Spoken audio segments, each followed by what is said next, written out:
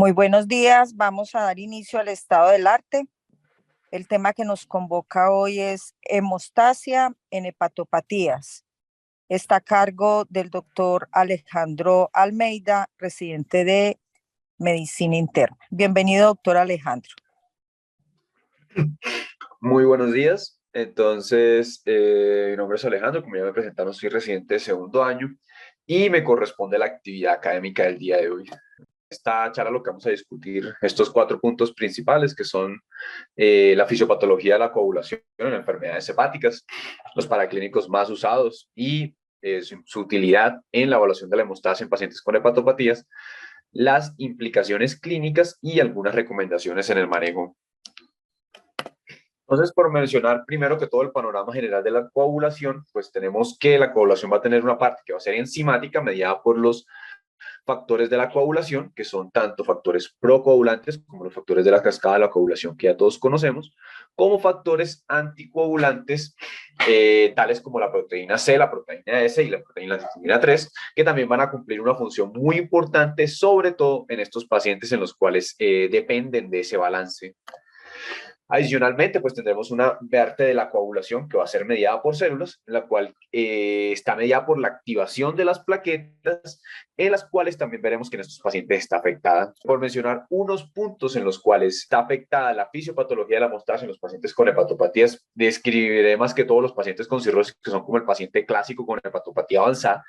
comenzando entonces por las alteraciones plaquetarias. Conocemos entonces que los pacientes cuando desarrollan cuando desarrollan hipertensión portal, pues entonces desarrollan un hiperesplenismo, una esplenomegalia secundaria, la cual va a actuar atrapando plaquetas de la circulación y disminuyéndolas de la función sistémica que estas primariamente representan.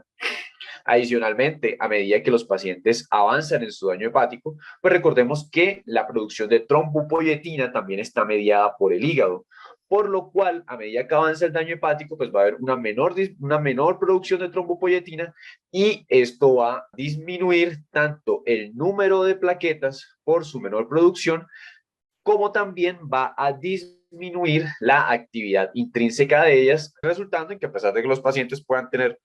unos niveles de plaquetas que aparentemente puedan estar normales, van a tener una actividad que está disminuida, lo cual puede aumentar el riesgo de sangrado. Adicionalmente, pues va a haber una disminución de los síntomas de síntesis de los factores de coagulación. Recordaba, decía al principio, entonces que estos estaban en un balance que era delicado, en el cual tenía que haber un nivel similar entre factores procoagulantes y factores anticoagulantes. Recordemos entonces que el hígado es el órgano que sintetiza la mayoría de los factores de la procoagulación, exceptuando lógicamente el factor 8, pero de resto el factor 2, 5, 7, 9, 10 y 11 pues van a tener, que son sintetizados por el hígado, una disminución considerable de esto. Y adicionalmente los factores anticoagulantes como la antitrombina, la proteína C y la proteína S van a estar también con una reducción considerable en su cantidad. Esto nos va a llevar entonces a que los pacientes pasen de este estado de equilibrio a un estado de equilibrio, pero con disminución en la cantidad de ambos extremos. Adicionalmente, pues no es una complicación directa del daño hepático como tal, pero muchos de estos pacientes tienen una deficiencia concomitante de vitamina K por diversos factores, ya sea entonces una colestasis intra o extrahepática, el uso concomitante de colestiramina o alteraciones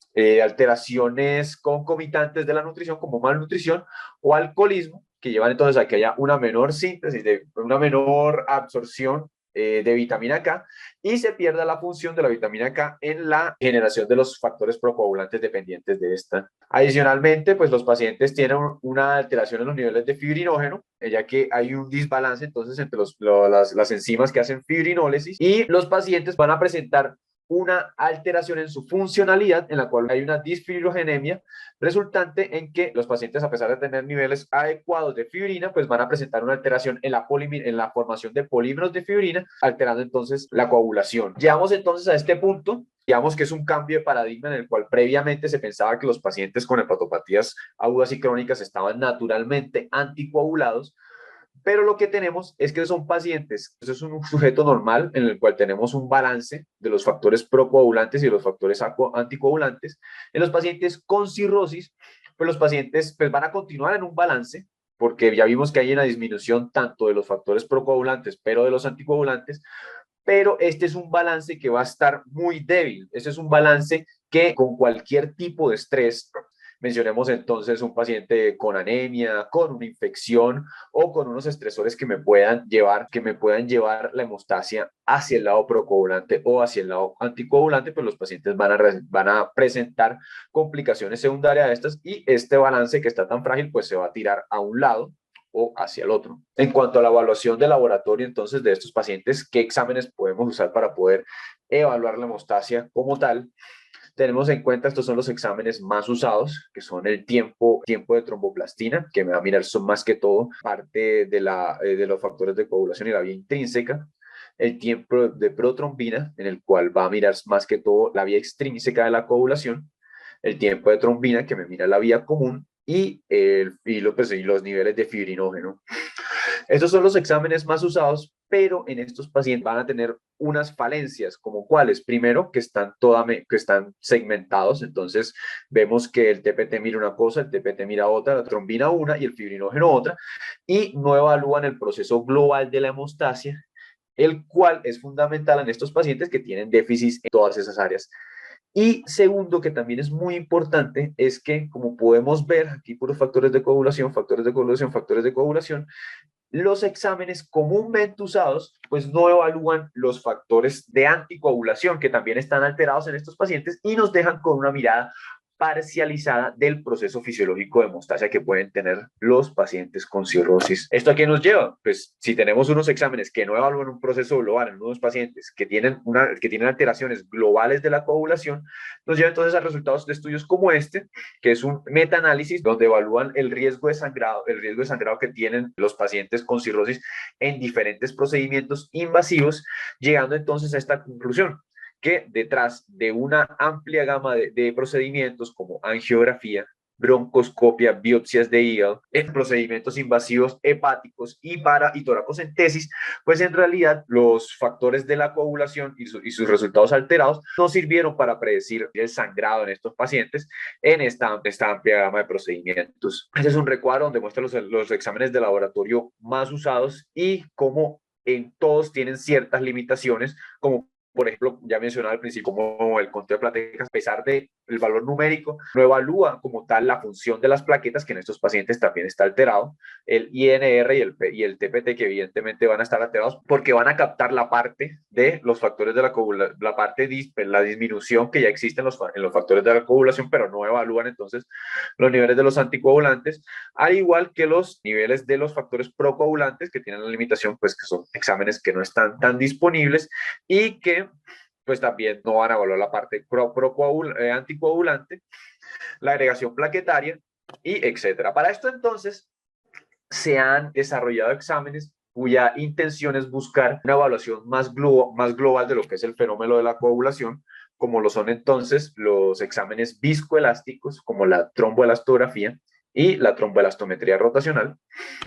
Estos exámenes consisten entonces en una máquina especializada. Esta máquina consta de una copa, de un pin que va rotando y un sensor que mira, que ya les voy a comentar cuáles son las características que mide.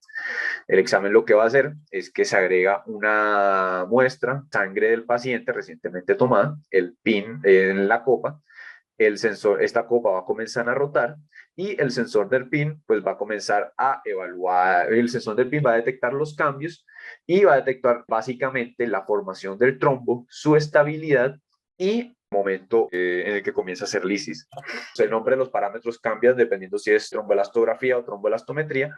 pero en sus funciones básicas o en su interpretación básica van a significar lo mismo. Va a tener entonces un tiempo de reacción o un tiempo de coágulo, que es la medición del tiempo en el que esa muestra de sangre comienza a coagular. Va a tener entonces una formación del trombo y unos valores de tiempo de coagulación, de formación del trombo con amplitud máxima y amplitud máxima de trombo, los cuales van a medir el tiempo detectado en los cuales ese trombo que se está formando comienza a ganar consistencia y el tiempo en el que lleva su resistencia máxima y los tiempos de firinolisis, los tiempos de lisis, perdón, en los cuales se va a parametrizar la velocidad a la que el trombo ya formado comienza a hacer lisis. Este es entonces más o menos una ilustración del trazado como tal, en la cual el tiempo de formación del trombo entonces nos va a evaluar lo que es la parte de los factores de la coagulación o el inicio de la coagulación, el tiempo de ganancia de consistencia, de ganancia de resistencia del trombo, nos va a evaluar más la parte de la formación de polímeros de fibrina, y el resto del trazado nos va a evaluar la estabilidad del trombo y el tiempo que dura el trombo en hacer trombolisis. Entonces, más o menos, entonces esto sería más lo que es un resultado normal, y por debajo estarían entonces los trazados en caso de que el paciente presente diferentes alteraciones de la coagulación, en los cuales cambian en la amplitud de las curvas o en la duración de las curvas como tal de tiempo de lisis. El siguiente punto entonces es la asociación de los eventos clínicamente importantes. Entonces, traducción, digamos, estos alteraciones en la coagulación, ¿en qué se traducen en los pacientes con hepatopatías agudas y crónicas? Entonces, había mencionado que como los pacientes no están naturalmente anticoagulados, sino que están en una balanza que tiene una sostenibilidad muy frágil y que se pueden tirar de un lado para el otro, dependiendo del anoxo, dependiendo del estrés, tendremos entonces que los pacientes están en riesgo de hacer complicaciones trombóticas, como entonces la microtrombosis hepática, la trombosis de vena porta y el tromboembolismo, ya sea arterial o venoso periférico, pero al mismo tiempo también tienen el riesgo de hacer complicaciones de sangrado, como son entonces todas las complicaciones secundarias al sangrado por hipertensión portal, consistente entonces en sangrado por varices esofágicas, sangrado por varices gástricas o fallas en la hemostasia de la vida diaria. Todo esto mediado por qué, digamos, es lo que me decide que el paciente me va a hacer entonces un fenómeno trombótico o un fenómeno hemostásico, pues entonces son las noxas externas que me van a tirar esa balanza para un lado o para el otro. Entonces, de un lado, tendremos entonces los factores que me pueden influir, va a ser que el paciente presente anemia, alteraciones agudas o crónicas en la función renal, cualquier tipo de medicamento, ya sea que aumente el riesgo de trombosis o que aumente el riesgo de sangrado, el estatus de volumen, esto es muy importante más que todo en los pacientes que presenten una enfermedad aguda, infecciones o el uso de alcohol. Entonces, en cuanto a la trombosis microvascular hepática, que sería la primera complicación, tenemos entonces que, así como los pacientes hacen fenómenos de trombosis de grandes vasos, pues uno muy importante es las trombosis que se generan en la microcirculatura hepática. ¿Por qué? Porque estos fenómenos de trombosis van a obliterar los vasos hepáticos, con lo cual esto puede promover la fibrosis, ya que pues la hipoxia y la isquemia pues van a llevar a la muerte de los hepatocitos. Estos van a tener que hacer un periodo de cicatrización y este fenómeno puede hacer o avanzar en el proceso de la fibrosis en los pacientes con cirrosis o con los estados previos como esteatopatitis no alcohólica. Adicionalmente, los pacientes van a estar en riesgo de trombosis periférica arterial y venosa. Esto es porque, como ya he mencionado previamente, los pacientes no están anticoagulados normalmente. Siempre se ha tenido la idea de que la anticoagulación, de que las enfermedades hepáticas están asociadas a un estado de anticoagulación natural, pero estos pacientes, a medida que se promueve o que digamos que aumenta su expectativa de vida, pues están más proclives a presentar algún tipo de factor estresante, como lo son entonces fracturas, que sabemos como tal es un factor de riesgo muy importante de trombosis, neoplasias, sobre todo pues al que hacer en pacientes con enfermedades hepáticas crónicas, van a estar en riesgo de realización o van a tener un mayor riesgo de presentar un carcinoma hepatocelular, la obesidad, todas estas las cuales van a aumentar el riesgo trombótico y van a hacer que estos pacientes puedan presentar con más facilidad un fenómeno de trombosis venosa profunda. Adicionalmente están entonces la trombosis de la vena porta, en la cual estos pacientes pues tienen los factores estresantes de la triada de Virchow completicos, pero son pacientes que tienen un flujo lento hepático, tienen una alteración endotelial y tienen un estado que los puede facilitar la procoagulabilidad y además el riesgo tan importante que tienen de generar una neoplasia hepática, con los cuales entonces tienen un riesgo, tanto así que tienen su propia categoría en la evaluación de los pacientes con trombosis de vena porta, entonces tienen un riesgo muy aumentado de tener una complicación a este nivel. A nivel entonces de los fenómenos de sangrado, pues los pacientes tienen aumento del riesgo de sangrado tanto en los procedimientos menores, entonces los pacientes con cualquier van a tener, son más proclives a presentar sangrado. En los sitios de venoclisis van a tener más presencia, más riesgo de sangrados menores como gingivorragia o sangrado con los procedimientos dentales, y también van a tener mayor riesgo de sangrado con de sangrados mayores, como lo son entonces todos los sangrados asociados a la hipertensión portal, como los sangrados variciales esofágicos o gástricos. Y por último, pues a pesar de que no es una alteración, la hemostasia, pues no es una alteración primaria del hígado como tal, pues entonces estos pacientes van a estar en una categoría quirúrgica complicada porque van a tener pues la alteración en los tiempos de coagulación va a hacer que tengamos que tener mucho cuidado, que es la evaluación perioperatoria de los pacientes con enfermedades hepáticas que puedan ir a procedimientos invasivos, por lo cual ya ya hablaremos de unas cuestiones de manejo más adelante. Entonces, en cuanto a las recomendaciones de manejo de todas estas hepatopatías, comenzaremos entonces por las complicaciones asociadas a la hemostasia. Entre ellas, pues una de las más importantes, que es la complicación asociada a la cirugía y cómo hacer la evaluación perioperatoria de estos pacientes. Entonces, dentro de la evaluación perioperatoria, vamos a evaluar más que todo estos tres pilares esenciales, que son el riesgo de sangrado,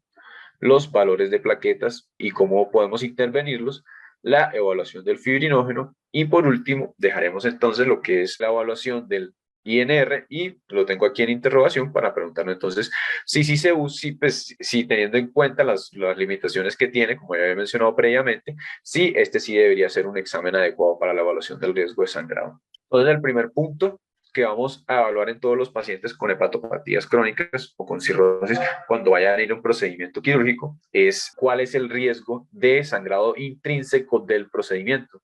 Esto es una tabla de la guía de la Asociación Europea para el Estudio del Hígado, en la cual ellos nos dividen los procedimientos que se pueden realizar en riesgo bajo o moderado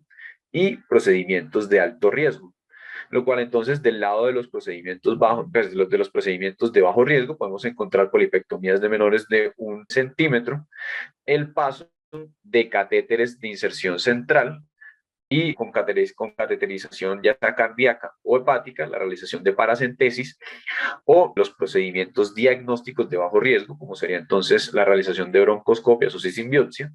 o la realización de una toracentesis, la realización de un ecocardiograma transesofágico. En el otro lado, entonces, lo que son los procedimientos de alto riesgo, vamos a tener entonces la realización de mucosectomía o de polipectomía mayor de 1 centímetro. Obviamente vamos a tener entonces todo lo que son las intervenciones quirúrgicas grandes, todas las cirugías mayores, como son entonces todas las cirugías mayores cardíacas, intraabdominales, ortopédicas, lógicamente las extracciones dentales, que ya conocemos previamente, son procedimientos que se asocian a un riesgo importante de sangrado, la realización entonces de procedimientos en sitios de difícil manejo hemostásico, como son entonces las terapias intraoculares, la realización de procedimientos a nivel lumbar o del sistema nervioso central, y los procedimientos grandes que se focalicen en el hígado, como la biopsia de hígado percutánea. Habiendo identificado entonces cuál es el riesgo intrínseco del procedimiento, pues entonces procederemos a evaluar la hemostasia de nuestro paciente. Y las guías nos recomiendan lo que las guías nos recomiendan es que evaluemos más que todo los niveles de plaquetas y los niveles de fibrinógenos. Los niveles de plaquetas porque hay una asociación muy fuerte entre los niveles severamente disminuidos de las plaquetas, pues dependiendo del procedimiento, se puede pensar límite inferior entre 30.000 y 50.000 plaquetas, ya que por niveles menores de eso se asocian a mayor sangrado y actividad funcional de las plaquetas disminuidas, aunque claro, ya vamos a ver más adelante, se requiere una evaluación individualizada del paciente de la intervención para saber cuál es el límite de plaquetas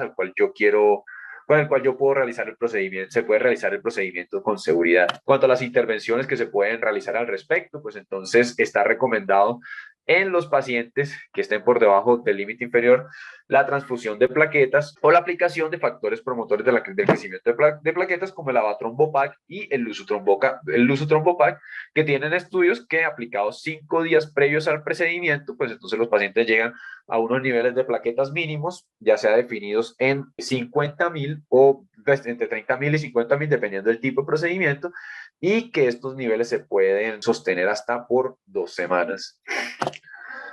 En cuanto al tercer punto, que es la evaluación de los niveles de fibrinógeno, pues al cumplir esto es una función fundamental en lo que es la formación del coágulo, pues los niveles de fibrinógeno menores de 100 miligramos por decilitro se asocian también a mayor sangrado espontáneo y también mayor sangrado quirúrgico, que es en el que en este punto específico es en el cual les queremos intervenir. Se recomienda entonces que los pacientes que vayan a procedimientos de alto riesgo se busquen niveles de fibrinógeno que se encuentren entre 100 miligramos por decilitro y 200 miligramos por decilitro, y la manera como se va a intervenir esto es que con corrección por ampollas de fibrinógeno. Estas ampollas pues vienen de 1 gramo con una dosis de 2 a 4 gramos que se aplique 2 a 3 días previos al procedimiento en los pacientes de alto riesgo quirúrgico para poder disminuir el riesgo de sangrado. Y la pregunta entonces, el test más usado o el test que tenemos más disponible, el que rutinariamente se usa para evaluar el riesgo de sangrado en estos pacientes, que es el INR. Hay que mencionar entonces, como mencionaba al principio, que el INR solamente me mira los factores procoagulantes y que dentro de sus inicios el INR fue un examen que está parametrizado para evaluar la anticoagulación en los pacientes que estén anticoagulados con warfarin. Conociendo entonces esas limitaciones, traigo entonces esta revisión sistemática con metaanálisis en la cual evalúan sangrado periprocedimiento con con los niveles previos de INR en los pacientes con cirrosis,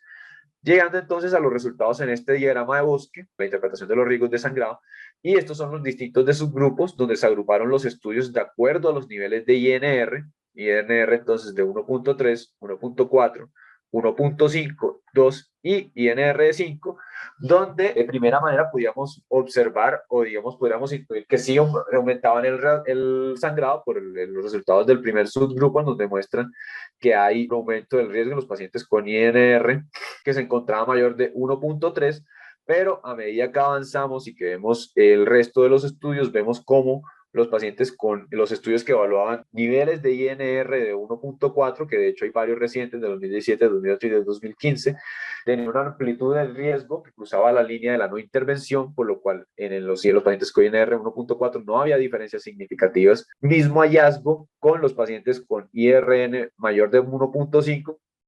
con INR mayor de 2 e incluso INR mayor de 5, con lo cual,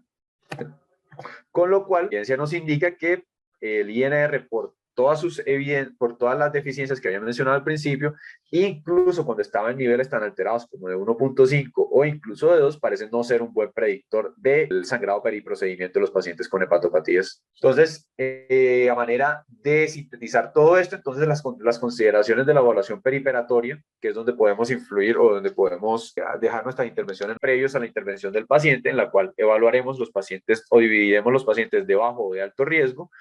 De entrada podemos ver cómo en tanto los pacientes de bajo riesgo como de alto riesgo y con sangrado activo, vemos cómo la recomendación es, digamos, dejar de lado el INR, mencionar que no es tan relevante, y en cambio buscar niveles adecuados de plaquetas en los pacientes de bajo riesgo mayor de 30.000 y en el riesgo mayor de 50.000, y en los pacientes de alto riesgo o con sangrado activo buscar unos niveles de fibrinógeno por encima de 100. Entonces, esto era, digamos, la parte de los exámenes tradicionales. Entonces, había mencionado que teníamos o se habían desarrollado test viscoelásticos, los cuales, digamos, tienen o hacen una evaluación más global de los fenómenos de trombosis en estos pacientes. ¿Será que de pronto estos test viscoelásticos nos permiten evaluar adecuadamente el riesgo periprocedimiento, el riesgo de sangrado en estos pacientes? Para esto, entonces, traigo este estudio, que es un ensayo clínico aleatorizado, donde evaluaban pacientes a procedimiento por test viscoelástico y evaluaban el resultado de sangrado o guiaban las intervenciones en los pacientes con exámenes tradicionales, encontrando entonces que la mortalidad en ambos grupos, los guiados por test viscoelásticos o los guiados por test convencionales, en realidad la mortalidad no difería, pero en lo que sí había una diferencia muy significativa era en el uso de la transfusión guiada por estos test, teniendo en cuenta que la transfusión o el uso de unidades de concentrado globular en los pacientes que fueron guiados por test viscoelásticos fue considerablemente menor, 4 unidades versus 30, con lo cual la conclusión de los autores es que la hemostasia periprocedimiento evaluada por test viscoelásticos comparado con tradicionales no lleva a una mejoría, no lleva a una alteración, no lleva a cambios en los niveles de desenlace de muerte del paciente, pero sí se asocia con un uso bastante menor de unidades de concentrado globular, lo cual, pues también, siendo las unidades de sangre tan escasas, pues también puede ser una finalidad muy buena. A la pregunta entonces, si los pacientes se les debe hacer corrección de tiempos de coagulación o se les debe hacer algún tipo de terapia profiláctica antes del procedimiento, pues entonces también estas todas son recomendaciones de la guía que había mencionado previamente, entonces no recomendaban la transfusión profiláctica rutinaria de plasma fresco congelado, no recomendaban la aplicación de trombopoyetina de manera rutinaria, ni tampoco recomendaban la aplicación rutinaria complejo de protrombina. En cuanto al segundo punto importante de los eventos clínicos en estos pacientes, que es el manejo del sangrado varicial, recordemos la fisiología de las varices esofágicas y las varices gástricas mediadas por hepatopatía, en la cual el daño inicial y la cicatrización que ocurre en el hígado, pues va a llevar entonces a un aumento de las presiones de la porta previa al hígado, y esto nos va a llevar entonces a que este aumento de la presión nos pase de una presión porta normal, que normalmente va a ser de 3 a 6 milímetros de mercurio, y que va a comenzar a aumentar cuando llegue el momento por encima de 10 milímetros de mercurio, pues va a comenzar el desarrollo de lo que son las varices, tanto esofágicas como gástricas, y que a medida que este puntaje de corte sube por encima de 10, pues aumenta el riesgo de que los pacientes presenten hemorragia activa, que sería el punto, se presenta la mayor complicación, ya que si los pacientes comienzan a sangrar de aquí, va a requerir transfusión y que es pues, obviamente una emergencia médica. Para el tratamiento del sangrado varicial agudo, pues entonces la primera línea de manejo es pues todas las medidas clínicas que ya conocemos. Primero el uso de drogas vasoactivas como el ocreotide, la vasopresina o la termipesina, que lo que van a buscar es disminuir la presión en la vena porta, disminuir el sangrado. La resucitación gliada, se busca recuperar la presión del paciente y se buscan unos niveles de hemoglobina entre 7 y 9, la profilaxis antibiótica y el manejo definitivo, que va a ser el manejo endoscópico, donde por medio de ligación o por medio de escleroterapia se van a controlar de manera directa el sangrado. Entonces, en este punto, pacientes que no responden, ¿será que hay algún beneficio de hacer corrección de la hemostasia, que ya sabemos que está alterada cuando el paciente no responde a los procedimientos previos? Para esto, entonces, revisaba estos estudios que son el uso de factor 8 en pacientes con sangrado varicial, con cirrosis avanzada, en lo cual es un ensayo clínico autorizado, controlado con placebo, que evaluó entonces 256 pacientes. De estos, 26% tenían una cirrosis Child-Pugh B y 74% tenían una cirrosis Child-Pugh C, y eran aleatorizados a una intervención de 600 microgramos por kilo de factor 7 activado, teniendo como desenlace la persistencia del sangrado a las 24 horas, el resangrado a los primeros 5 días, o como desenlace secundario la mortalidad a los 42 días. Teniendo entonces como resultado, quiero que entonces miren este punto en el cual los pacientes tuvieron desenlaces similares en el desenlace primario compuesto, con una P que daba no significancia, y también con desenlaces de falla del control de sangrado a las 24 horas y falla de prevenir el resangrado. Con lo cual, pues por lo menos el factor 8 no tendría ninguna utilidad para corregir esa componente de la hemostasia en los pacientes con sangrado varicial activo. La segunda intervención que se ha estudiado entonces será ácido tranexámico. Traigo entonces este estudio publicado en el 2020 en Lancet, donde evaluaban los efectos de la infusión de ácido tranexámico en pacientes con sangrado gastrointestinal activo con cirrosis. Este fue un estudio entonces internacional multicéntrico, aleatorizado, controlado por placebo en 164 hospitales en 5 países, donde la intervención era aleatorizar unos pacientes a 1 gramo en bolo de ácido tranexámico seguido de una infusión de 3 gramos en 24 horas y el resto de los pacientes con tratamiento usual, teniendo como desenlace la muerte debido a sangrado en los siguientes 5 días del procedimiento, encontrando entonces resultados similares a los estudios donde evaluaban el factor 7, en el cual, en el desenlace primario, que era la muerte por sangrado en las primeras 24 horas, no había diferencias estadísticamente significativas en el grupo de ácido tranexámico, en el grupo de placebo, resultados similares en el resto de desenlaces, que era muerte a los 5 días o muerte al día 28. Teniendo entonces como recomendación, digamos, estos estudios son recogidos por las guías, mencionando entonces que en los pacientes con sangrado varicel activo, aparte del tratamiento usual, que es el tratamiento con vasoactivos y la terapia endoscópica, a la pregunta si la corrección de las alteraciones hemostásicas puede resultar en algún beneficio, la recomendación es que en los pacientes no se debe usar la corrección de las terapias, las anormalidades de la hemostasia, y que en caso de que el paciente en el caso de que el paciente continúe con sangrado, la corrección de la hemostasia se deberá tomar una decisión individualizada caso a caso. En el caso de la trombosis portal, que ya sería el primero de los eventos trombóticos, mencionaba entonces cómo los pacientes con cirrosis tienen todos los componentes de la triada de Virchow que terminan en trombosis, y que de hecho la categoría de cirrosis ya es una categoría especial en los pacientes con trombosis portal, en la cual, de más avanzada esté la hepatopatía, pues más riesgo va a tener el paciente de realizar de la complicación. Diagnóstico entonces que se hace ya sea por ecografía Doppler o por tomografía con doble contraste, en el cual una de las decisiones más importantes entonces es el tratamiento con anticoagulante. Tenemos entonces que los pacientes con cirrosis son pacientes en los cuales muchas veces se restringe el uso de anticoagulantes por ese pensamiento de que por ese desbalance vayan a presentar un sangrado activo. Entonces, para la decisión del manejo de los pacientes con trombosis portal, siempre nos tenemos que hacer estas preguntas: ¿a quién, cuándo, con qué y por qué y por cuánto tiempo? Mencionando entonces que no todos los pacientes con trombosis portal se benefician del tratamiento con anticoagulantes, más que todos los pacientes que tengan enfermedad que sea oclusiva y que es empeorando lo que está haciendo que el avance de la hipertensión portal, que se deben anticoagular cuando, pues cuando los pacientes se tenga certeza absoluta de que no van a presentar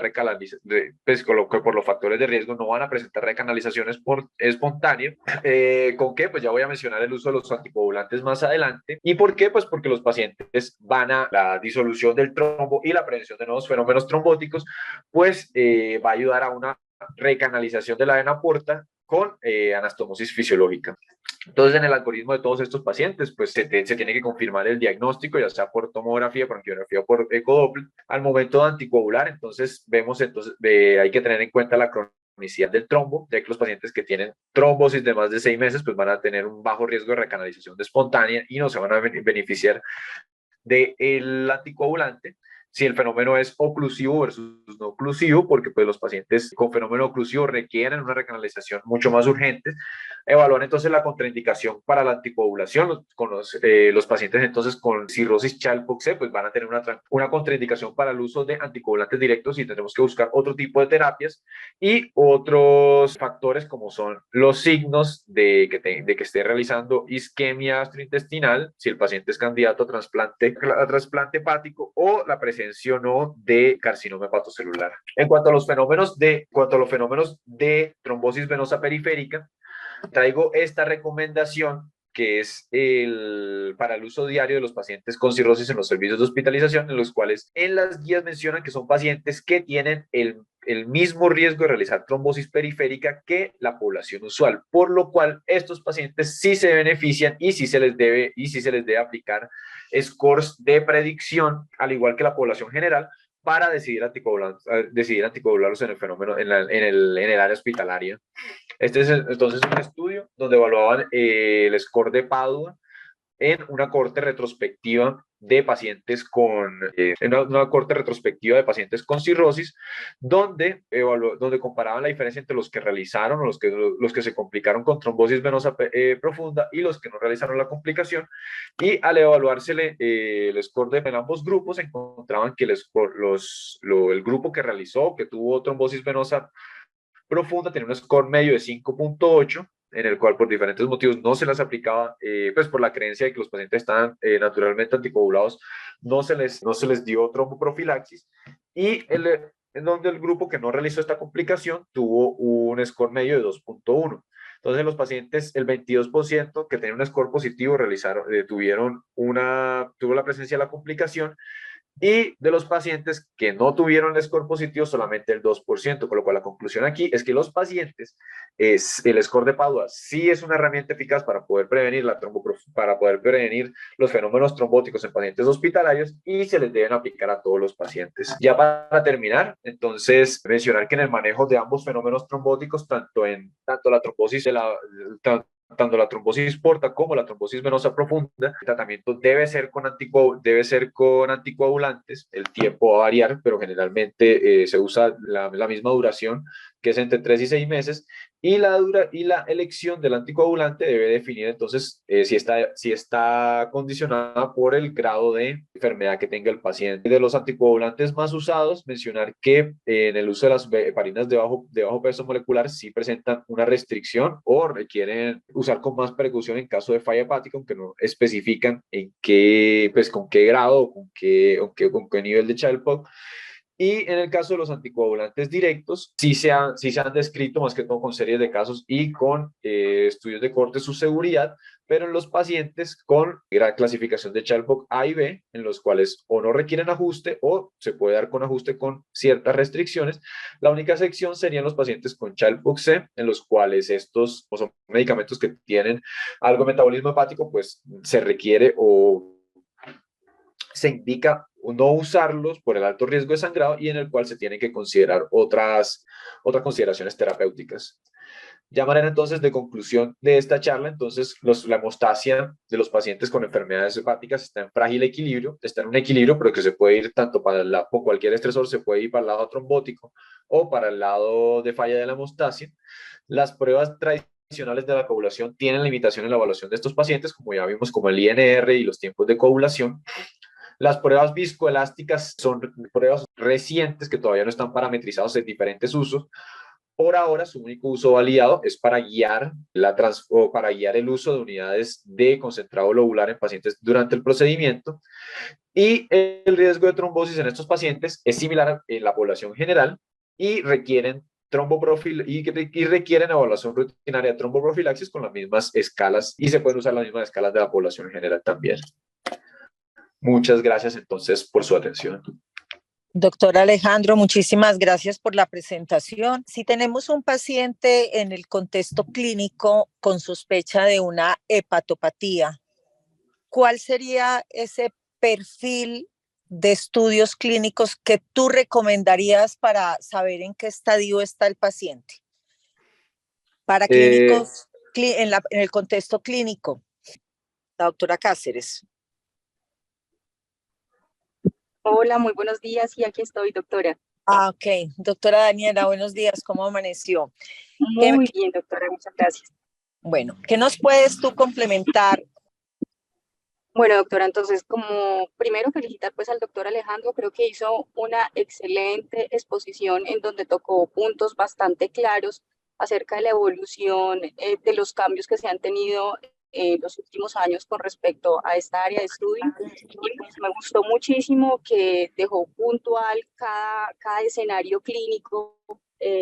para enfrentarnos como clínicos a la toma de decisiones. Con respecto a la pregunta que dice la doctora, siempre tenemos un paciente con hepatopatía, como bien lo dijo el doctor Alejandro, siempre los exámenes de base van a ser enfocados, obviamente, para clasificar la severidad de la enfermedad hepática y para buscar la etiología que conlleva a ese daño hepático crónico. Entonces, siempre muy importante en un paciente que llega de nuevo cirrótico, establecer las condiciones basales de severidad para calcular el Child-Pugh. Y lo otro que es muy importante es si ese paciente está agudamente descompensado sobre esa patología crónica. Y lo otro es, obviamente, siempre aclarar la etiología que está subyaciendo tras este daño crónico. Entonces, siempre el perfil hepático completo. Cuando hablamos de un perfil hepático completo, no solamente son bilirrubinas, transaminasas y fosfatasa, sino siempre, como dijo Alejandro, incluir albúmina y tiempos de coagulación.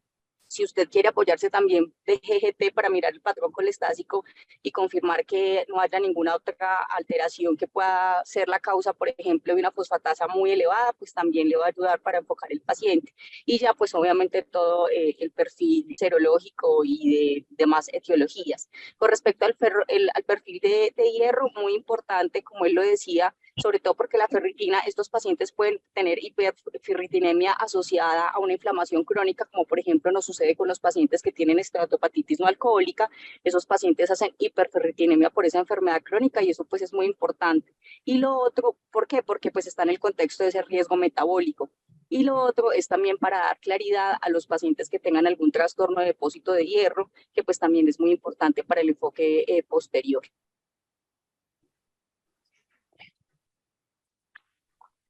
Muchísimas gracias, doctora Daniela. Bueno, ya creo que quedamos con una claridad muy importante sobre el tema de las hepatopatías,